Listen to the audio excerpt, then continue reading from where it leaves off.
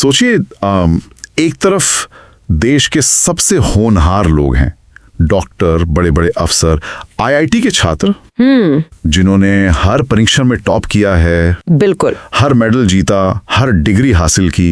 लेकिन जिंदगी में जब एक हार का सामना हुआ या कोई बड़ा दबाव पड़ा तो उन्होंने टूटकर अपनी जान दे दी। ये समाज की एक बहुत ही कड़वी और दुखद सच्चाई है। राइट। और दूसरी तरफ एक 13-14 साल का बच्चा है जो टीबी जैसी जानलेवा बीमारी से जूझ रहा है, जिसका एक पैर मतलब भयंकर इन्फेक्शन से सूजकर एकदम लकड़ी जैसा सख्त हो चुका है। उफ, लकड़ी जैसा। हाँ, लेकिन वो हार नहीं मान रहा है। तो आज के इस गहरे विश्लेषण में हम उसी बारीक अंतर को डिकोड करने वाले हैं, जो किसी इंसान को या तो भीतर से पूरी तरह तोड़ देता है या फिर उसे एकदम फौलाद बना देता है। एग्जैक्टली। तो आज हम जिस स्रोत पर बात कर रहे हैं वो डिजिटली सक्सेस यूट्यूब चैनल का एक बेहद मार्मिक व्लॉग है। राइट। जिसमें आशीष नाम के एक व्यक्ति अपनी एक अनोखी यात्रा साझा कर रहे हैं। उन्होंने आरव गुप्ता नाम के किशोर को अपनाया है, या यूं कहें कि अपने साथ रखा है। और ये सामग्री सिर्फ एक बीमार बच्चे के ठीक होने की कोई साधारण कहानी नहीं है। बिल्कुल नहीं। ये असल में किताबी ज्ञान और वास्तविक जीवन की शिक्षा के बीच की उस गहरी खाई को समझने का एक बहुत बड़ा मौका है। तो ठीक है, चलिए इसे थोड़ा विस्तार से समझते हैं। ये व्लॉग बुनियादी बाल मनोविज्ञान, हमारी शिक्षा प्रणाली की कमियों और दुनिया के कड़वे यथार्थ का एक बहुत ही प्रैक्टिकल उदाहरण पेश करता है। हमारा मिशन आज ये खोजना है कि किसी भी युवा को सिर्फ परीक्षाओं के लिए नहीं बल्कि भविष्य की हर अप्रत्याशित चुनौती के लिए कैसे तैयार किया जा सकता है। यहाँ सबसे दिलचस्प बात यह है कि आशीष का नजरिया कोई किताबों में लिखी थ्योरी नहीं है। राइट। वो ज्ञान नहीं बांट रहे हैं। बिल्कुल, ये एक जीती जागती केस स्टडी है। ये कहानी हमें ये सोचने पे मजबूर करती है कि क्या आज का समाज वाकई अगली पीढ़ी को जीना सिखा रहा है या सिर्फ एक मशीन का पुर्जा बना रहा है। हाँ, जो थोड़ा सा दबाव पड़ने पर टूट जाता है। तो शुरुआत बिल्कुल जमीनी हकीकत से करते हैं। जब आरव आशीष के पास आया तो उसकी हालत ऐसी थी जिसे देखकर कोई भी इंसान शायद उम्मीद छोड़ दे।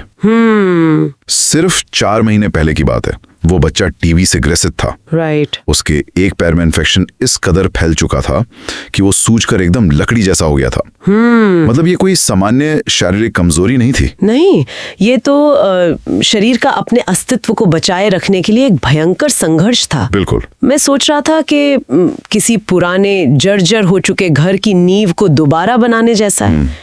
आप दीवारों पर तब तक पेंट नहीं कर सकते जब तक नींव मजबूत ना हो। बहुत सही एनालॉजी है।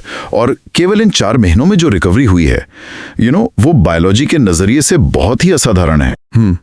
और उसकी टीबी की रिपोर्ट नेगेटिव आ रही है।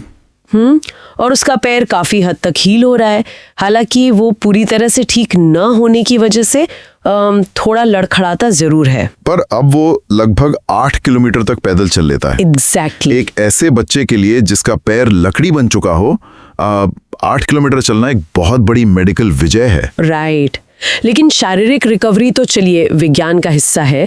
मुझे जो बात सबसे ज्यादा हैरान करती है वो है आरव का मानसिक और अकादमिक विकास। वो सच में चौंकाने वाला है। मतलब जो बच्चा 4 महीने पहले ठीक से ABCD भी नहीं बोल पाता था, हर दूसरी लाइन में गलतियां करता था और हिंदी का एक शब्द नहीं पढ़ पाता था, वो अब हिंदी धारा प्रवाह पढ़ रहा है। हाँ, और अंग्रेजी में अपना बुनियादी परिचय दे लेता है।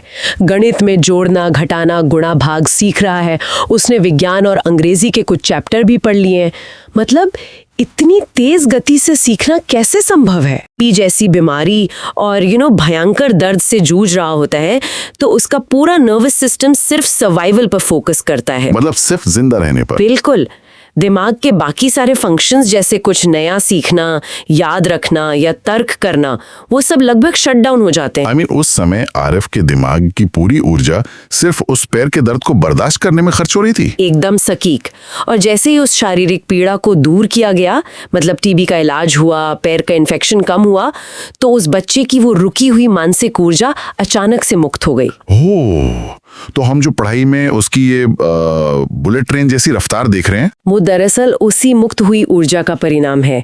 जब शरीर का अलार्म सिस्टम शांत होता है, तब जाकर दिमाग का जो लर्निंग सेंटर है वो पूरी क्षमता से एक्टिवेट होता है। ये बहुत ही शानदार पॉइंट है, एक बायोलॉजिकल रिकवरी का बेहतरीन उदाहरण। खैर, शारीरिक रिकवरी की ये बात तो समझ आती है, लेकिन असली कहानी तब शुरू होती है जब आशीष की वो अनोखी ट्रेनिंग शुरू होती है। हाँ, जो कि हमारी पारंपरिक शिक्षा प्रणाली से बिल्कुल अलग दिशा में जाती है। बिल्कुल। आशीष स्पष्ट रूप से ये मानते हैं कि हमारा जो मौजूदा सिस्टम है उसमें 12वीं कक्षा पास करने के बाद भी युवा दुनियादारी या जीवन की प्रैक्टिकल चीजों को समझ ही नहीं पाते। वे एक तरह से एक सुरक्षित बुलबुले में रहते हैं। राइट। और उनकी इस बात में बहुत वजन है। स्कूल हमें ये तो सिखा देते हैं कि न्यूटन का नियम क्या है या कैलकुलस कैसे हल करना है, पर जब जीवन में कोई भारी संकट आता है, जब कोई अपना धोखा देता है या बैंक बैलेंस शून्य हो जाता है, कोई सिलेबस नहीं होता। एग्जैक्टली।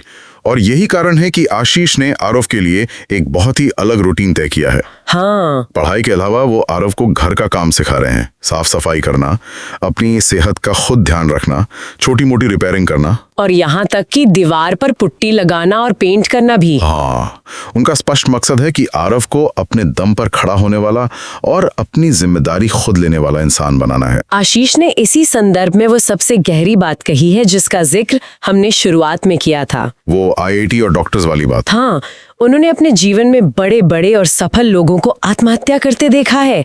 वे लोग किताबी ज्ञान में अव्वल थे, लेकिन जीवन की वास्तविक समस्याओं के सामने पस्त हो गए। यहाँ आकर बात सच में बहुत दिलचस्प हो जाती है।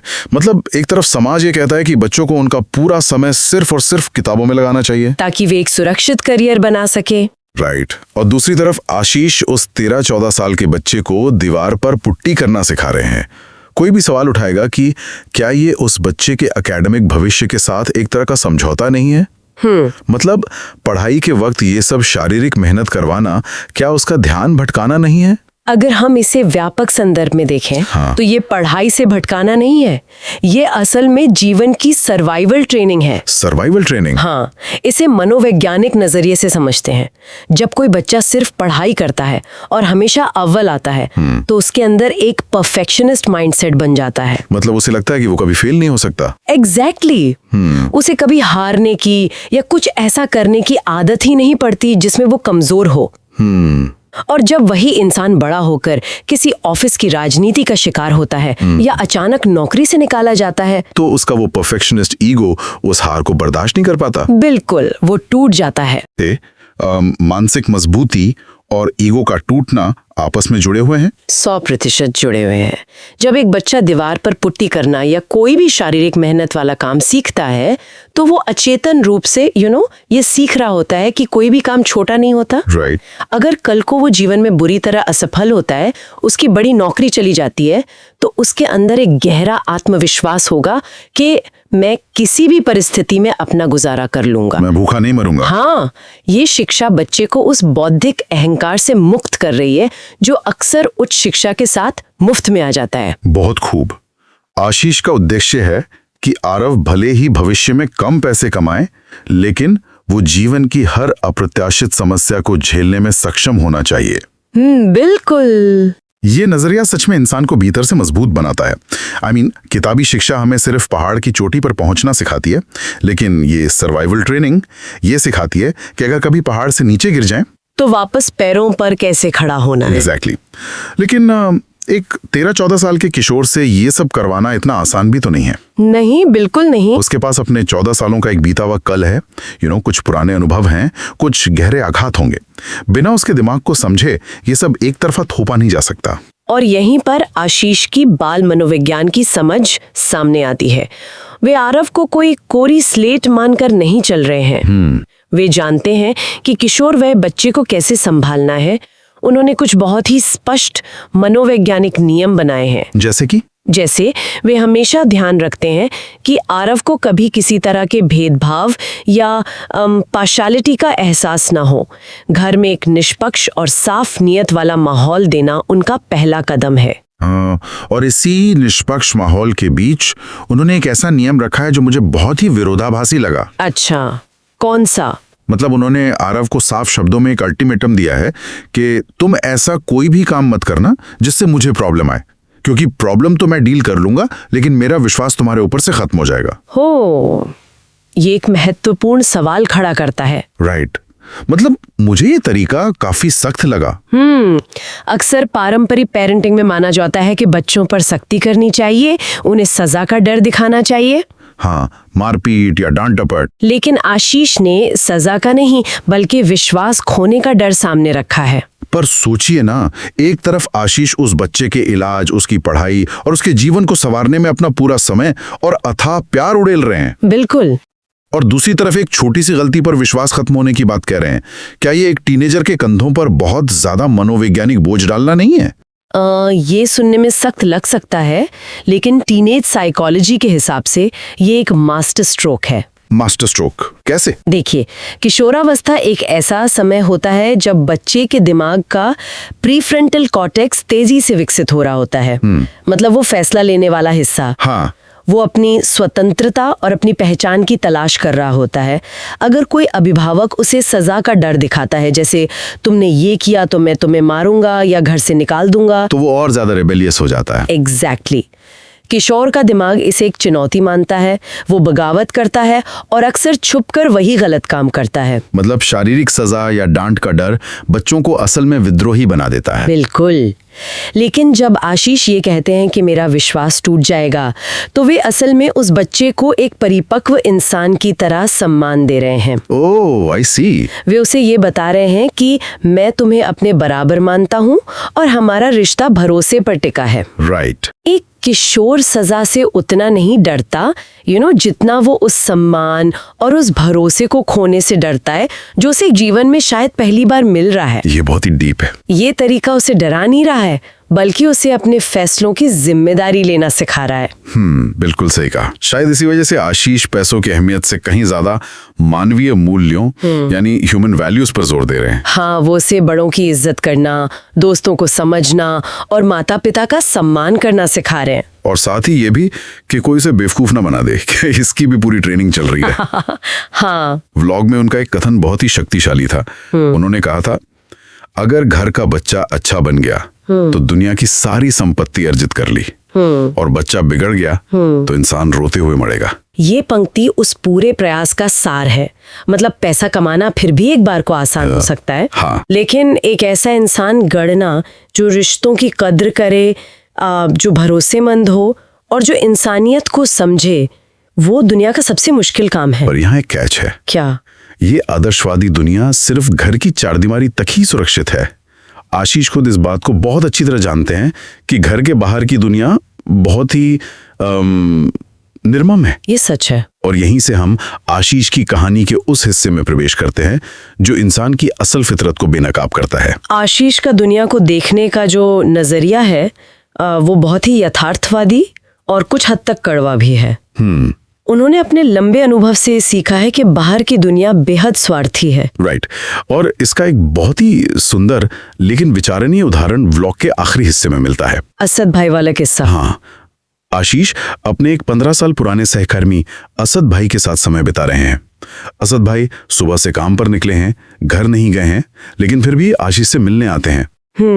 बाद में वे दोनों सीएनजी भरवाने जाते हैं, जिसके बाद असद भाई घर लौटेंगे।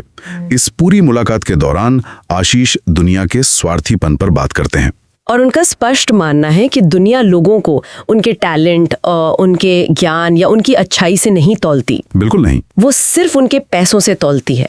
उनके शब्दों में पैसा है तो वैल्यू है, नहीं तो इंसान जीरो है। ये एक बहुत ही कठोर सच है जिसे समाज अक्सर संकोचवश नजरअंदाज करना चाहता है। बिल्कुल। आशीष स्पष्ट कहते हैं कि वे मतलबी लोगों से सख्त नफरत करते हैं। हाँ, और अगर कोई उन्हें नुकसान पहुंचाने की कोशिश करता है तो वे उसका डटकर सामना करते हैं, या उनके शब्दों में कहें तो बैंड बजा देते हैं। लेकिन साथ ही वे असद भाई जैसे साफ नियत वाले और सच्चे लोगों को अपने जीवन में बहुत संजो के रखते हैं। तो इस सब का असल में क्या मतलब है? I mean, एक तरफ आरव को घर के अंदर ये सिखाया जा रहा है कि पैसे से ज्यादा इंसानों की कदर करनी चाहिए, ह्यूमन वैल्यूज सबसे ऊपर हैं, और दूसरी तरफ उसे ये भी बताया जा रहा है कि बाहर की दुनिया इतनी स्वार्थी है कि वहां इंसान की कोई कीमत नहीं, सिर्फ पैसे की कीमत है। राइट। क्या एक 13-14 साल के बच्चे के दिमाग में ये सब डालना उसे कंफ्यूज करना नहीं है, या उसे दुनिया के नाम पे डराना नहीं है? ये एक बहुत ही बारीक मनोवैज्ञानिक संतुलन है। इसे कंफ्यूजन नहीं बल्कि एक इमोशनल आर्मर या भावनात्मक ढाल पहनना कहेंगे। ढाल? हाँ, देखिए, अगर किसी बच्चे को सिर्फ ये सिखाया जाए कि दुनिया बहुत अच्छी है, सब लोग भले हैं और सब एक दूसरे की मदद करते हैं, जो कि असल में झूठ है। बिल्कुल, तो असल में उसे बाहर के भेड़ियों वाली दुनिया में शिकार होने के लिए निहत्था छोड़ा जा रहा है। मतलब अपनी मासूमियत को बचा कर रखना है, लेकिन बेवकूफ नहीं बनना है। एग्जैक्टली, यही इसका असली मकसद है। आशीष आरव को घर के अंदर एक मजबूत वैल्यू सिस्टम दे रहे हैं ताकि उसकी आत्मा न मरे। लेकिन साथ ही वे उसे बाहर की कड़वी सच्चाई से भी वाकिफ करा रहे हैं ताकि वो व्यवहारिक रूप से सतर्क रहें।